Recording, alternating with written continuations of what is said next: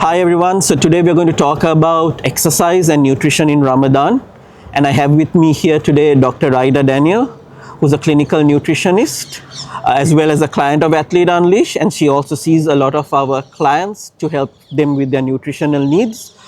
So we are going to have just an interactive discussion today on some of the do's and don'ts in Ramadan and how to have a healthy Ramadan from a nutrition and an exercise standpoint.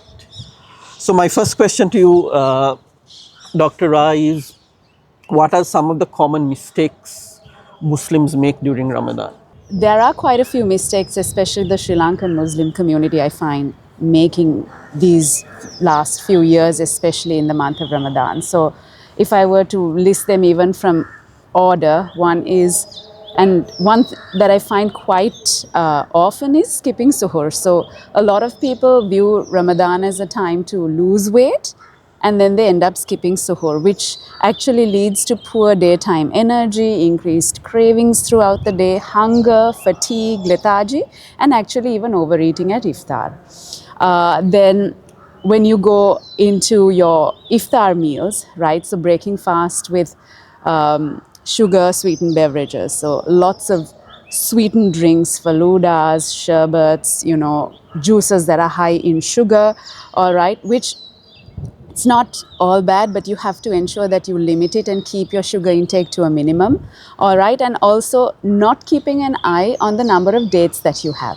So dates, there are different types with different calorie contents and antioxidant benefits, right? So you have to kind of figure out which date you require. So if you're an athlete, it's one kind of date, and if you're a regular person, it's another. Someone with diabetes would require a different type of date, all right? And then also, another big mistake is actually looking at short eats as your main meal. I think this has become a very, very popular trend now. I don't know whether it's for convenience or whether it's just for taste, but a lot of people consume short eats as their main meal, and not only does this make you feel sluggish, but it also leads to a lot of bloating and a lot of differences in your bowel habits as well, because your protein and fiber intake is then very low.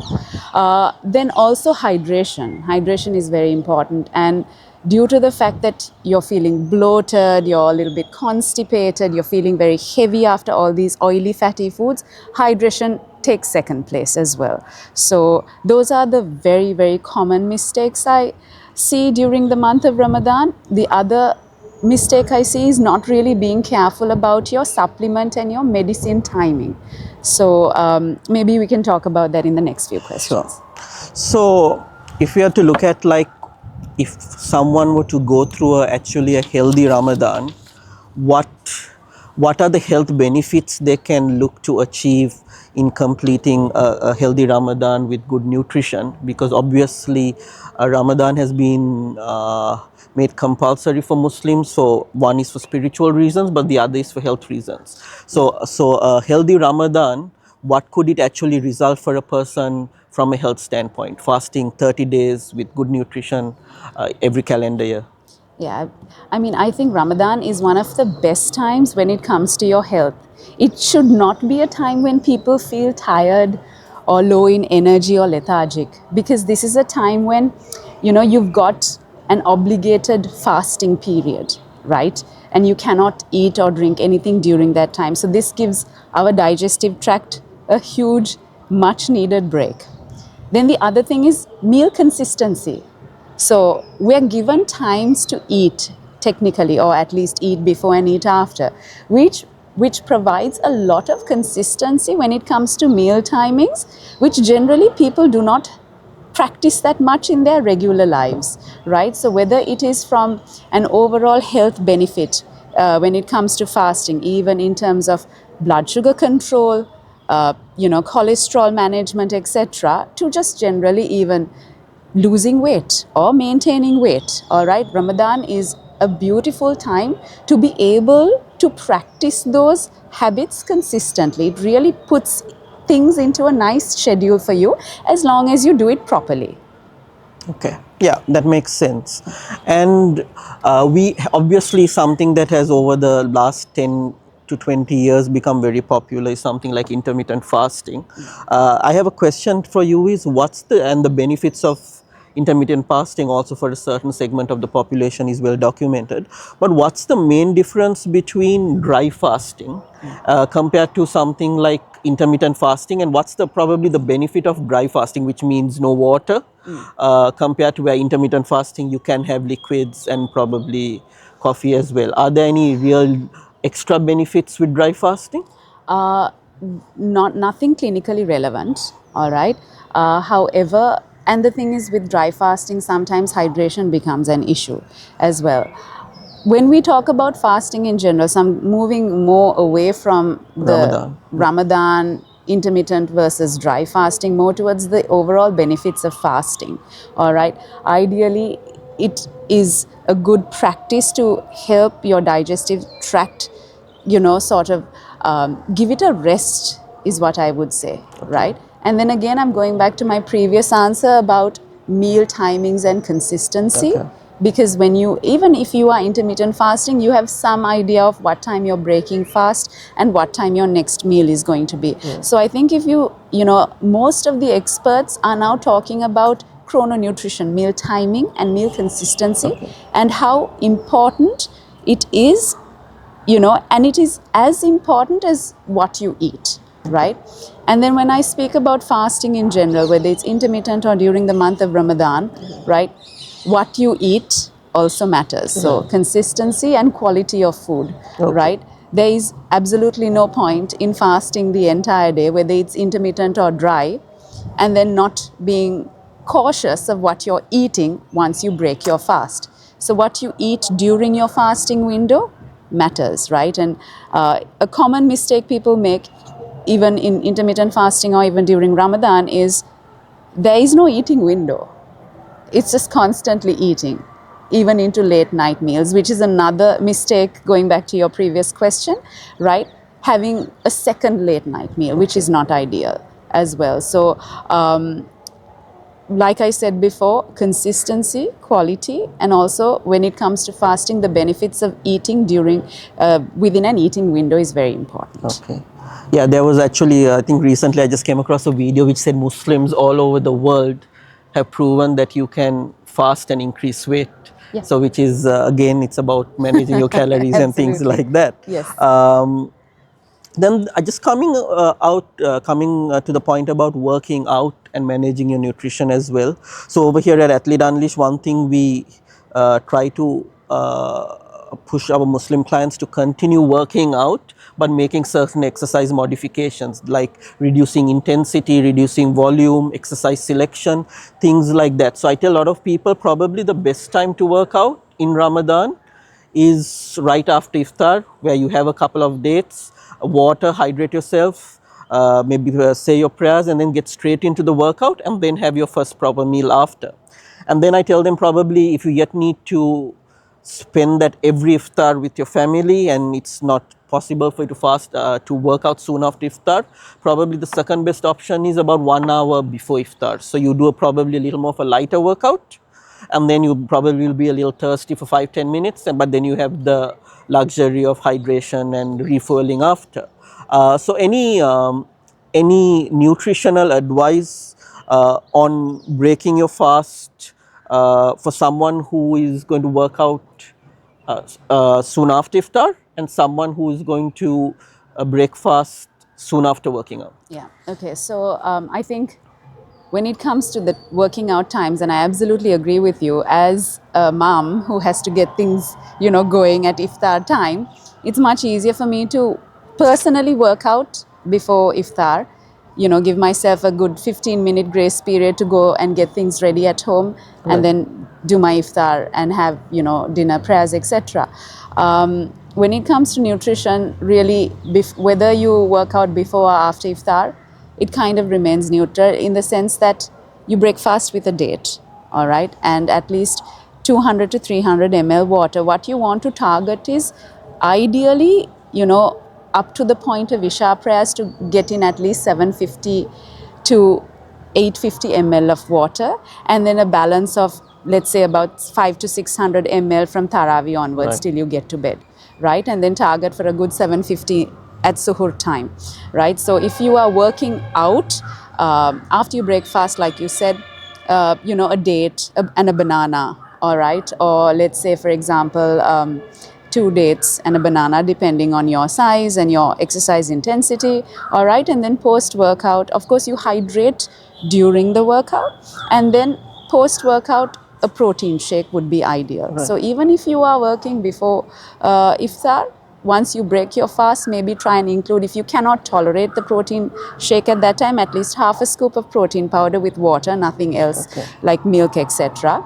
And then if you are an athlete, all right, yes, who has a little bit more intensity, then think about adding a few electrolytes as well. It doesn't technically have to be an electrolyte drink, but you can introduce electrolytes through your food, through soups, etc. as well. Okay. All right, so ideally fuel with carbs before the workout, and if you are fasting, then think about, anyway you will be breaking fast with a date, but add that half to 1 scoop of protein powder if possible, okay, just to ensure that you're maintaining your muscle mass during the month of Ramadan. Okay. And do you think people during Ramadan also underconsume their protein intake?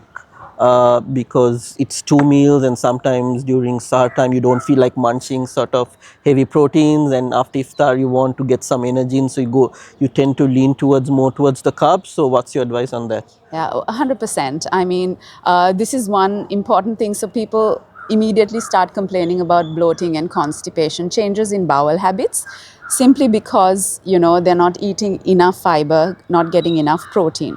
All right. My advice would be to keep it simple. Think about what you generally have for dinner and have that as your iftar meal. You break fast with a date, include your hydration.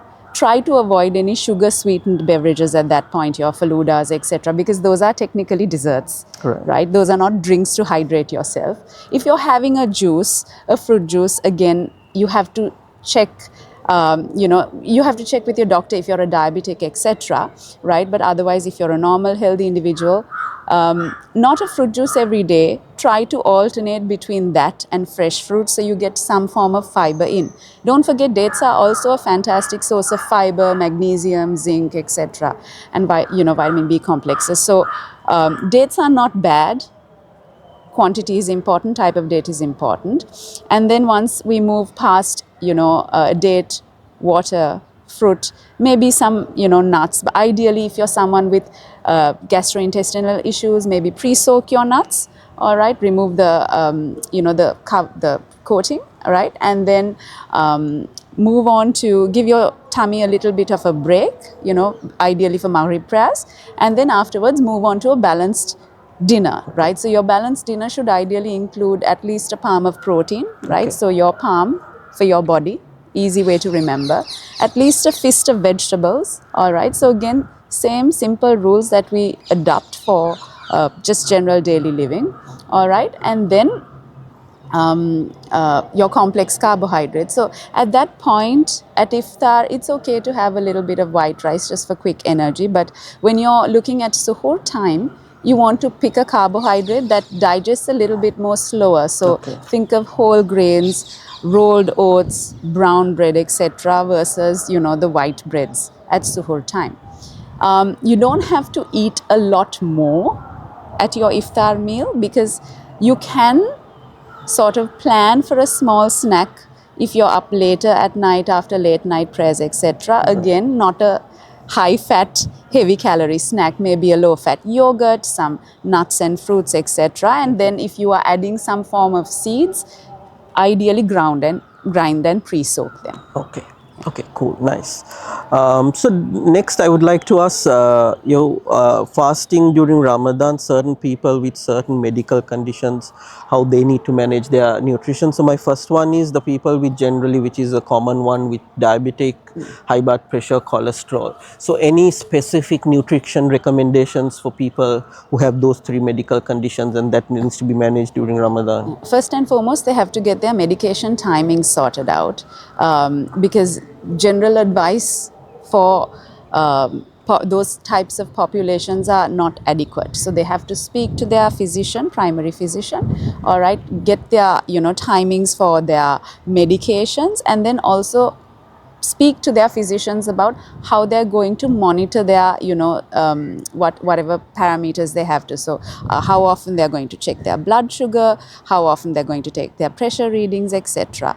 Right? And I would then come back to trying to strive for meal consistency and balanced meals, ensuring that there is fiber even at suhoor time. Fiber doesn't have only come in the form of vegetables, it also comes in the form of fruit, right? Fiber is also included in complex carbohydrates. So it's actually, when it comes to nutrition, the differences are the quantities, because the quality of food really does not change. Okay. Yeah. Cool. And then people who have gastric issues and digestive problems as well. So long hours of eating can cause things like bloating and other issues. So any recommendations for them? Right. So again, for them in particular, I would say be very, very careful about how you load your fiber. All right. So sometimes at suhoor, people now are very stressed about getting, enough of fiber. They're having a lot of chia, and on top of the chia, they're having flax and psyllium husks. So sometimes, especially when you have GIT issues like that, overloading fiber can also lead to excessive bloating, right? So you want to ensure that you start off very at small amounts and then gradually increase, because always remember, especially with fiber, if you don't hydrate enough, this will also worsen the bloating, right? So I'm not saying that do not eat fiber, just ensure that you start with low doses and then slowly increase it as well. Do not aim for having a heavy meal, right? As one big heavy meal, even especially at iftar. So divide your main meal possibly into 2 segments, maybe a little bit before, a prayer, a little bit after a prayer, Okay. but ideally at least 2 to 3 hours before bedtime. So Okay. smaller meals, right, within that period of time, and don't overload your meals with fiber. Okay. Then just want to come to now a bit more of the sort of the things that are traditional with traditional foods that are very close to people's hearts during the month of Ramadan. And stomachs. Yes, and they sort of are not willing to compromise. So the first one is I want to ask is, obviously it's almost goes for 30 days, even probably in our childhoods, kanji plus some short eats. So people who actually insist on going with that model, is there at least any modifications or healthier ways they could make it a little healthy by managing quantities and the way it is prepared as well? Okay, so It's a tough one. No, like in cricketing terms, we say I bowled you a googly. Yes.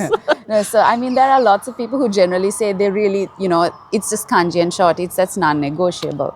But likewise, I would say health is also non-negotiable. Yeah. All right. And if you must continuously have this all 30 days, then think about small modifications to your kanji. So instead of using white rice, maybe you can use a low GI rice. There are certain patients who go almost to the extent of, swapping it for a little bit of rolled oats or quinoa, etc. Okay. I know it's a very different concept, but Yeah. it's doable. Then in terms of maybe switching from having beef every single day to alternating with a little bit more chicken involved, or to ensure that you have your protein intake as well. Then the amount of coconut milk you add to this, right? And this is a factor that we have to take into consideration, especially with patients with cholesterol, right? You want to ensure that you try to at least use a second coconut milk, Okay. and reduce the portion of kanji that you are having. Then when it comes to the short eats, you want to think about short eats that have the least amount of the refined grain in it. So say for example, a pastry has less the white wheat flour, that is the sudupang piti, we Right. say, when you compare it to, let's say, a spring roll. Okay. Right? So maybe choose something that has less refined wheat flour, and try air frying it instead, right? I know it's not the same, but if you be a little bit more careful with your oil, and you air fry it, then we can actually cut the calories almost by a third when you compare it to deep fried food. Okay. All right?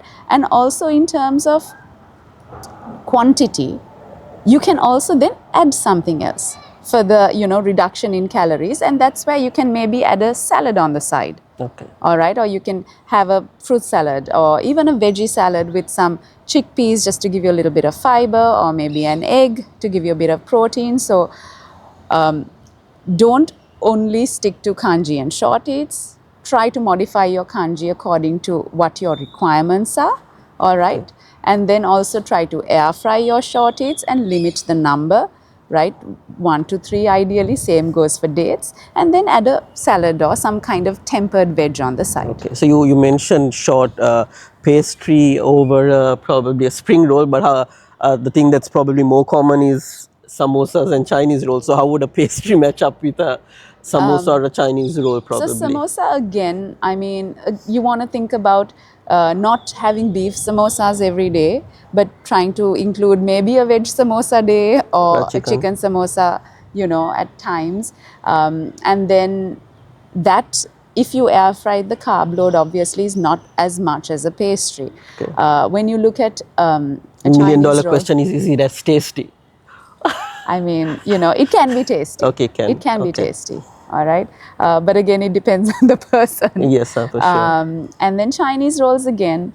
Ideally, it's made in, white pancake batter and then deep fried in breadcrumbs. Right. Okay. So you want to think about that maybe before you have that every single day. Right. So, look, I like my short eats too. So, speaking realistically, what I would advise is maybe once a week, enjoy your full-on kanji and your deep-fried short Okay. eats, right? Once or twice a week, try to maybe go for a low-calorie version of that. And then the balanced days, try to have an actual balanced meal. Okay. So that works out where it, scratches that itch, but also keeps things a little bit sane. Okay. Right. So just actually, just to dive in a little more deeper on this short its matter is, I think most people would need to, obviously depending on their weights and heights, would need to, and their gender, consume something between 1,500 to 2,000 calories a day. But just to give it some context, let's just talk about a Chinese roll or a samosa. How much roughly would the calories be in a deep fried Chinese roll compared to a air fry roll? So it gives people a little more clarity. You're looking at something from being 150 calories before deep frying, or rather, you have to account for how much of oil is used for air frying, but let's say roughly 150 to jumping to 300 odd calories. So almost double to, just general rule of thumb is double to triple. Okay, so technically if you consume 3 Chinese rolls, you've almost hit half of your calorie requirement for a day. Absolutely. And that's why people put on weight during Ramadan as well. 100%. And also the other factor is that, see, Chinese rolls, or they're called, technically short eats, right? Yes. So they are, mentally not a meal. Right. So people do not even register that they have eaten something, let alone eaten something calorie dense. Right. Right? So in their heads, they're thinking, oh, I really didn't eat much, which then justifies a late night heavier meal. All right. So especially after late night prayers, where people again think, okay, we've gone for prayers, we've actively moved our bodies, right? We must have burnt off most of those calories, and then they go and have another heavy late night meal, like with parathas, kottu, fried chicken, anything with just excess oil or heavy coconut milk or excess calories, and with rich creamy gravies, which then again leads you to waking up at suhoor time feeling very bloated, not being able to actually feel your best. And these, and I keep going back to the bowel movement, simply because this is also a factor when it comes to retaining our ablution. Yes. Right? When bowel movements change and you're constantly having to pass flatus, this is going to create an issue even with your prayers. So you want to think about how you can alter your nutrition, how you can address your hydration to ensure that you actually get the best when it comes to even the spiritual aspect of the month of Ramadan. Okay, so basically, to put it in context, if the consuming 2 Chinese rolls deep fried could amount to about 600 calories, but doing it air fried, it's 300 calories. So you're saving a ton of calories as well. And the other issue is just going on short eats for iftar means you're not having whole foods, so which means you're going to get hungry much quicker and overeat. Am I correct? Absolutely, 100%. Yeah. Okay, and then just to just even dive deeper into it, the people who say, yeah, fry just doesn't stay the same, what's your thought on basically purchasing food, so short eats or even getting made at home, freezing it and shallow frying? So at least that may be a good compromise. What is your thoughts on that? Tricky because again, to shallow fry and get that same effect as deep frying, a lot of oil is used. Yeah, but is it yet better than deep frying, would you say, or would you say it's actually does not make much of a difference? Not enough of a difference to really endorse it. Endorse it. Yes. But basically better than deep fry. Yes, I mean, if you are a little bit better, but just very, very minor. Okay. All very right, minor. because ideally, the reason why people would shallow fry is you want that same crispy golden Yes, crispiness correct. as deep frying, deep fat frying. And then again, there is a large volume of oil that is still put in the pan for this. So Okay. then the oil absorption is still almost similar to deep fat frying. Okay, right. So Right. there's not much of a calorie difference between shallow, very minimal, very is it? negligible, yeah. Right. Because you're going to keep it for a longer time as well, Okay. to ensure that it's properly covered and coated. So Okay, right. yes. And just like going further on this, it is probably one of the longest short eat conversations we've had, but I think it's important because not only Muslims but even so many Sri Lankans consume short eats through the year.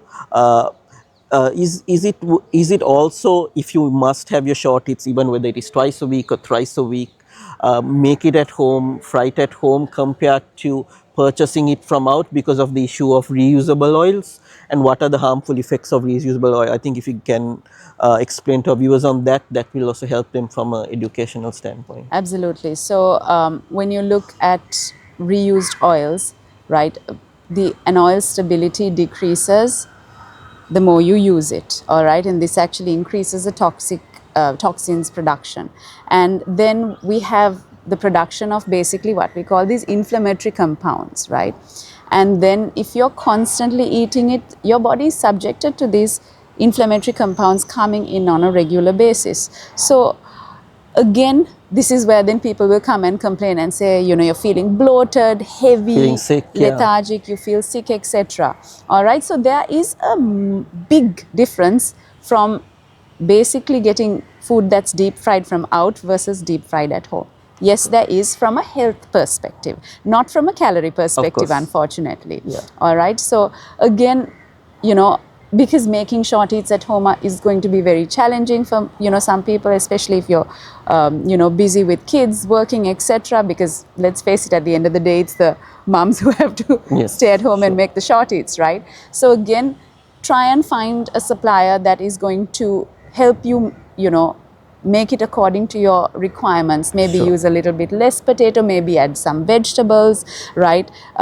Maybe not make the pancake you know, that's used for Chinese rolls so Okay, thick. right. All right, make it a thinner Chinese roll. Maybe think of keeping a few aside for yourself that you can then air fry, and then maybe shallow fry or deep fry for Okay. the kids. So there are also different options Ways. like that. So you can make these in batches, prep them in advance, freeze them, and then maybe if your kids are, you know, fussy, use the deep frying or shallow frying option for them and keep the air frying option for yourself. And are there any shallow frying tips to basically make it as close as possible to deep frying?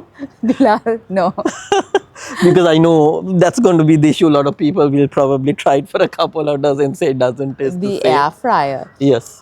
Which is why then I will go back to what I said before, right? Where you don't try to do an all or Okay, yeah. nothing.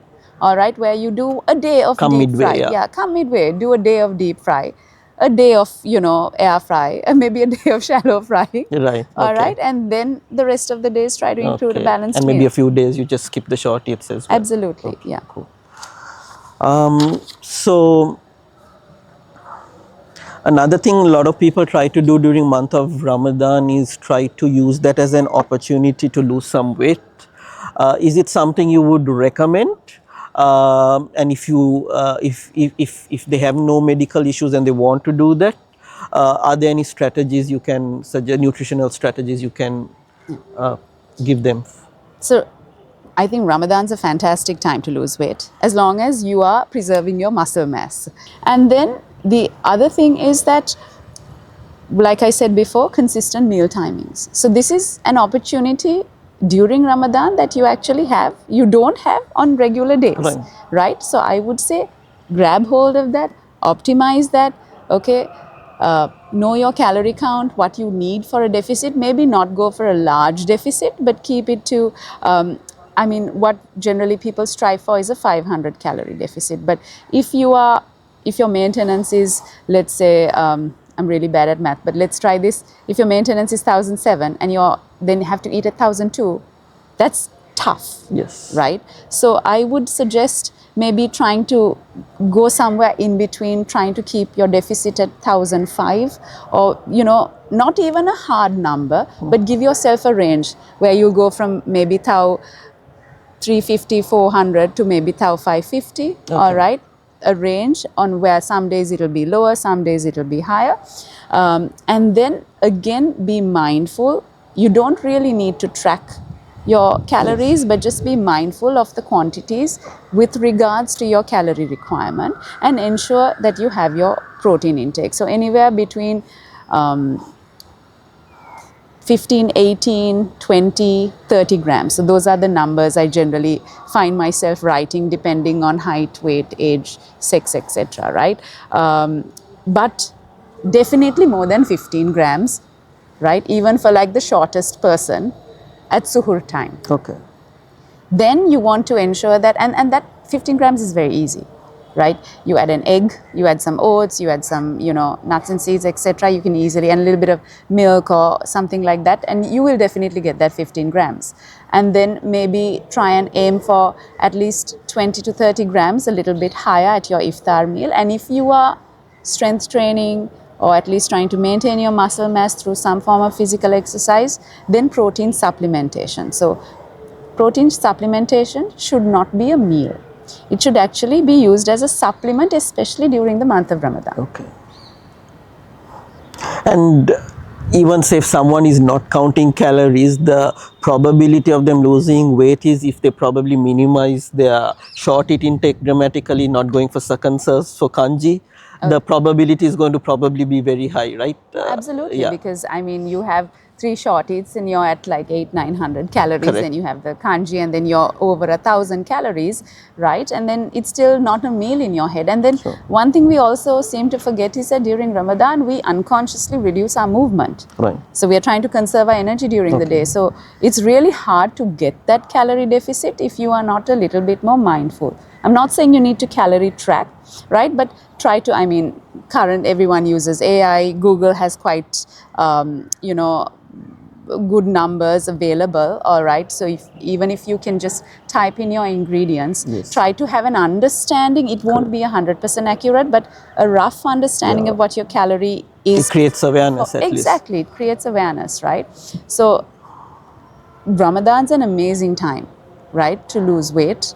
But it is also an amazing, because having this consistency, being aware of what you are eating, being cautious of what you are eating, actually puts you in a better cognitive state, a better mental state, so that you're able to not just perform your, daily life, work-related matters, but also when it comes to recitation, prayers, etc., you have better cognition for that as well.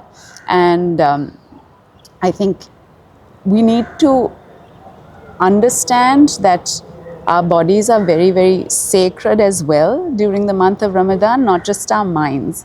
So to eat for faith, basically, right? Where you eat in a way that supports your faith. Okay. All right. All right, so just to finish off, we're just going to have a bit of fun with a bit of a rapid fire on nutrition with Rai. So Rai, one samosa or no samosas for iftar? Well, one samosa technically is okay, as long as that samosa doesn't come with 6 other of his samosa friends. Okay, good one. Yeah. Faluda or water for better energy at iftar? Water with some fruit for energy and hydration. Faluda, dessert. So definitely no. Dessert every day? Dessert every once a week, okay, ideally. So basically Faluda once a week? Exactly. Okay. 3 short eats, does it count as a snack or a meal? 3 short eats, feels like a snack, acts like a meal in calories. Okay. Yeah. Kottu shared with 4 people after Qiyam, good option. Well, always no kottu is better than having kottu, but some kottu is better than more kottu. Okay. Quarter kottu is better than a full kottu. Absolutely. Yeah. Okay. A last minute suhoor 2 minutes before Adhan or no suhoor? Always suhoor. Never miss suhoor, even if it's last minute, as long as it's within the acceptable time. Okay. Only option water or solids, which one? 2 minutes before Adhan. Semi-solid. Semi-solid. Maybe a juice. 2 minutes to Adhan. Food or water? Date and water. If not date, an apple and water. Right? But it's better than only water. Okay. How many dates for iftar? 1, 3 or 5? Definitely 1 to 3, not more than that. What's the best date for Ramadan? Mejdul for athletes. Okay. Almost 80 calories per date. Okay. Think about that. Ajwa for overall health benefits, weight loss benefits, etc. Mabroom if you want to have something more in between, all right, with also a higher antioxidant benefit. Okay, super.